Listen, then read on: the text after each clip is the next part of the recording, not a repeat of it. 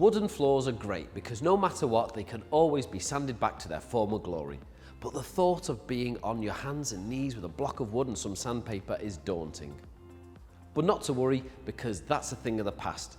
This is a floor sander, and you can hire them from Speedy, the UK's #1 hire company. A couple of good things to remember when hiring from Speedy: all our hire equipment is checked, tested, cleaned and serviced before every hire, and will all come ready to go. You'll also notice a folder attached to your hire product. These are the safety and operating instructions. Please make sure you read these before you begin your job. Before you use the floor sander, it's really important that you wear the correct PPE. Eye protection, gloves, safety boots and a dust mask are essential, and any PPE you do require can be purchased from Speedy. Any mains powered equipment that you hire from Speedy can come with one of 3 different plugs: a UK standard domestic plug that can be plugged into any household socket, a yellow 110 volt plug that will require a transformer, or a blue 240 volt plug that will require an RCD unit. But don't worry, whatever you require, your Speedy Service Centre will provide you with everything you need to power up your equipment. And no matter the shape or size of your transformer or RCD unit, plugging it in will be exactly the same. Simply lift the flap and push in the plug. When you first get your floor sander, you might find some assembly is required, but don't panic, as it's really easy to assemble and use. To begin with, the handlebar will need attaching to the base of the floor sander, and this can be done by simply slotting the bar into this hole and tightening the clamp on the side.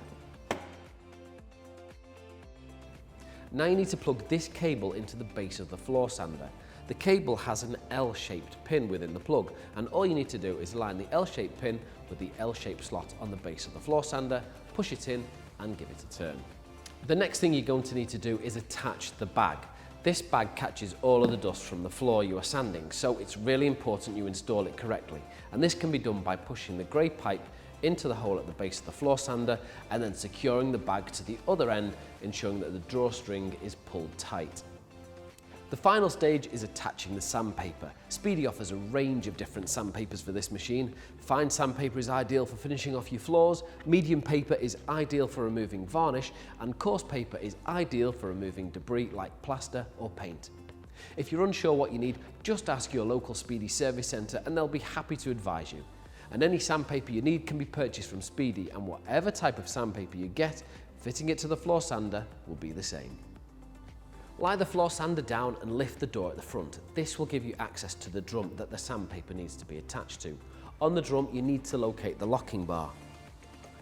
Once you've done this, simply unscrew the bar with a screwdriver. The bar is spring-loaded, so it won't come off. Instead, it'll create a gap for you to place the end of the sandpaper into. Wrap the other end around the drum and secure the opposite side of the bar. Then tighten the bar up and close the lid. Turning the floor sander on and off is done by pushing the buttons on the front of the handle. Left is on and right is off. And make sure you have a good grip of the floor sander before you turn it on, as it will try and pull away from you. A couple of tips when using the floor sander. When you use the floor sander, we would recommend going diagonally across the floorboards, as this will sand out any ridges in the flooring.